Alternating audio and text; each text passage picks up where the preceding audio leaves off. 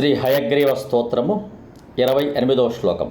విశేషవిత్పారిషదేషు నాథ విదగ్ధగోష్ఠీ సమరాంగణేషు జిగీషతో మే కవితార్కికేంద్రాం జిహ్వాగ్రసింహాసనమభ్యుపేయా.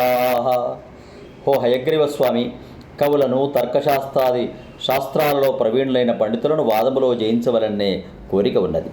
అయితే ఈ వాదము చేయి విద్వాంసులు అన్ని శాస్త్రాలను బాగుగా అభ్యసించిన వారై ఉండాలి. అట్టి విద్వాంసుల యొక్క సదస్సులే గొప్ప యుద్ధభూముల వలె ఉండవలెను.